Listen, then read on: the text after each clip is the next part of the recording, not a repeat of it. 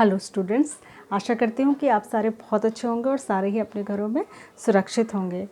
किरण आदि शिक्षा पर आपका स्वागत है। आजकल हम यहाँ पर जो है एनसीईआरटी क्लास 6 का जो है चैप्टर नंबर 4 डिस्कस कर रहे हैं, जिसका नाम है बेसिक ज्योमेट्रिकल आइडिया, जिसके बारे में 2-3 वीडियोस मैंने पहले बनाई हैं। अगर आपने नहीं देखी है तो आप जो है चैनल को सब्सक्राइब करिए, उसकी प्लेलिस्ट में जाइए, वहाँ पर 6 क्लास की जो प्लेलिस्ट है उसमें जाकर आप वीडियोज़ को देख सकते हैं। इसके अलावा इसके प्रीवियस 3 चैप्टर्स की वीडियोज़ भी आपको वहाँ मिल जाएंगी, तो आप उनको भी देखकर अपनी स्टडीज़ को कंटिन्यू कर सकते हैं।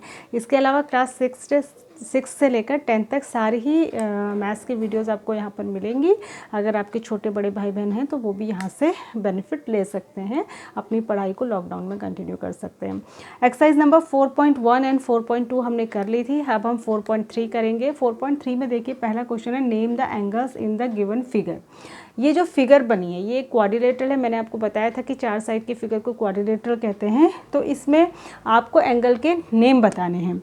तो ये है एंगल, ये एंगल है, ठीक है, इनके नेम बताने हैं।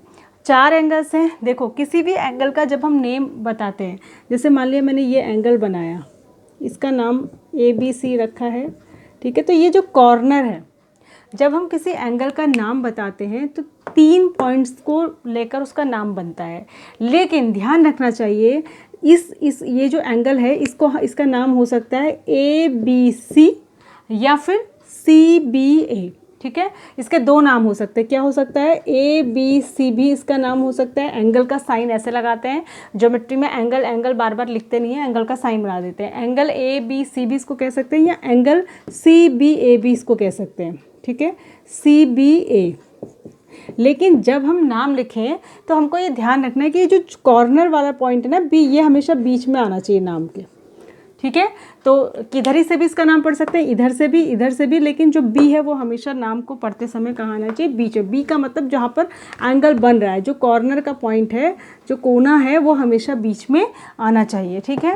तो अब हमको ये चारों एंगल्स के नाम बताने, तो इसका नाम हम क्या कह सकते हैं? DAB भी इसको कह सकते हैं इस एंगल को, या BAD भी कह सकते हैं। तो मैं इसको लिख देती हूँ एंगल DAB, ठीक है।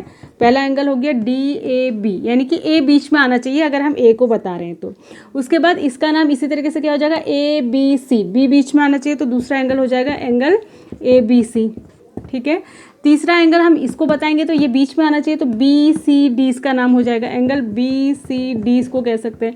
और चौथा एंगल ये है, तो इसको बीच में आना चाहिए, कॉर्नर को बीच में, तो CDA इसका नाम हो जाएगा, एंगल CDA, या इसको एंगल ADC भी कह सकते हैं, ठीक है। D बीच में आना चाहिए। तो ये हो गए चारों एंगल्स के नाम। आई होप कि आप समझे होंगे नाम कैसे पढ़ते हैं एंगल का। तो ज्योमेट्री में हमेशा एंगल्स के नाम पढ़े जाते हैं और उनको इस तरीके से ही पढ़ना है, ठीक है। उसके बाद अगला आपका एक और फिगर यहाँ पर बना हुआ है। देखिए ये फिगर है, इसमें एक एंगल बना हुआ है और उसके अंदर एक लाइन बनी हुई है जो इसको 2 एंगल में डिवाइड कर रही है। और यहाँ पे कुछ पॉइंट है, ये पॉइंट O है, ये C है, ये F है, ये E है, ये B है, ये A है और ये D है। अब आपको कुछ क्वेश्चंस दिए हैं।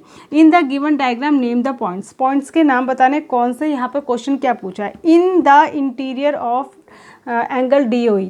एक मैं आपको पहले एग्जांपल से बता देती हूँ। अगर ये एक एंगल है ABC और मैं इसमें कुछ पॉइंट बना देती हूँ। एक पॉइंट मैं यहाँ पर बनाती हूँ D, एक पॉइंट मैं यहाँ पर बनाती हूँ E और एक पॉइंट मैं यहाँ पर बनाती हूँ F, ठीक है। तो ध्यान रखना, जो ये अंदर का हिस्सा होता है एंगल के, इसको कहते हैं इंटीरियर, ठीक है। तो ये जो D पॉइंट है, ये जो D पॉइंट है, फिर से मैं इसको साफ करके बना देती हूँ, देख लीजिए, ठीक है। ऐसे था, यहाँ पर मैंने F लिखा था और यहाँ मैंने D। तो ये जो D पॉइंट है ना, ये इसके इंटीरियर में है। जो इससे बाहर है, ये E पॉइंट इसके एक्सटीरियर में है। एक्सटीरियर माने बाहर, और जो लाइन के ऊपर है वो इसी के ऊपर है, ऑन ABC है, ठीक है। अगर ऑन पूछेंगे, जैसे यहाँ पर एक पॉइंट बना दूँ ये G, तो ये भी ऑन है, मतलब एंगल के ऊपर है। यहाँ पर अगर एक पॉइंट बना दूँ I, तो ये इंटीरियर में है। यहाँ पर अगर एक पॉइंट बना दूँ H, तो ये एक्सटीरियर में है। समझ गए? इंटीरियर माने एंगल के अंदर, एक्सटीरियर माने एंगल से बाहर, और ऑन माने एंगल के ऊपर। तो यहाँ पर इसने पूछा है in the interior of DOE। पहले आप ये देखिए DOE कहाँ है? DOE, ये वाला एंगल है DOE। तो इसके इंटीरियर में एक ही पॉइंट है जिसका नाम है A। तो इंटीरियर में कौन सा, जो पहले का आंसर हो जाएगा वो क्या हो जाएगा? A, ठीक है, पॉइंट A या A, ठीक है। दूसरा उसने पूछा है in the exterior of EOF। E O F, देखो ई ओ एफ ये वाले एंगल के बाहर, तो इसके बाहर 2 पॉइंट है, ठीक है, ई ओ एफ के बाहर 2 पॉइंट है, ए भी हो जाएगा और डी भी हो जाएगा, ठीक है, दोनों इससे बाहर ही हैं, ठीक है, तो सेकंड हो जाएगा ए एंड डी। अगर हो सकता है उसने एक ही दिया हो लेकिन दोनों बाहर ही हैं, ठीक है। तीसरा है ऑन ई ओ एफ, ठीक है, देखिए ई ओ एफ ये है इसके ऊपर ये, अच्छा सी भी है बाहर, सी भी इससे बाहर था ना, ठीक है, सी भी बाहर है, और इसके ऊपर कौन सा है, ई ओ एफ के ऊपर कौन सा है, बी पॉइंट, देखिए बी इसके ऊपर है, इस लाइन के ऊपर है, तो आप समझ गए होंगे एक्सटीरियर, इंटीरियर और ऑन कैसे बनाते हैं, ठीक है। इसमें एक क्वेश्चन और है, वो भी मैं फटाफट आपको बता देती हूँ। एक क्वेश्चन और है, देखिए क्वेश्चन है draw rough diagram of 2 angles such that, क्या है question 3, draw rough diagram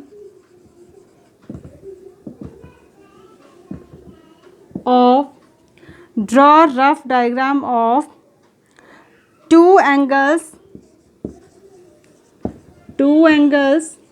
such that, 2 angle का डायग्राम इस तरीके से बनाइए। किस तरीके से, अब इसने कुछ पॉइंट दिए हैं, की पॉइंट पहला है 1 point is common, 1 point is common, 2 angle को इस तरीके से बनाइए कि उसमें एक पॉइंट कॉमन आए। देखिए कैसे बनाएंगे, ये बना देती हूँ मैं,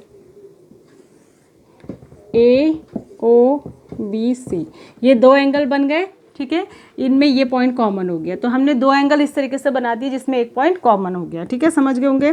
बी पार्ट है इसका, कॉमन माने जो एक दोनों के लिए यूज़ हो, ठीक है, 2 points in common, 2 points in common, तो देखिए कैसे करेंगे, ठीक है, तो 2 पॉइंट के लिए 2 पॉइंट बना दीजिए, यहाँ 2 पॉइंट कॉमन हो गए, ठीक है, 2 पॉइंट कॉमन हो गए। उसके बाद है नेक्स्ट है 3 पॉइंट्स इन कॉमन,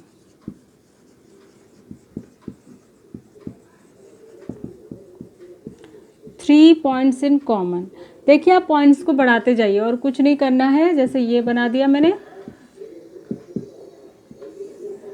यहाँ पर बना दो ए O B C D E, इस तरीके से हो जाएंगे 3 पॉइंट्स इन कॉमन, ठीक है।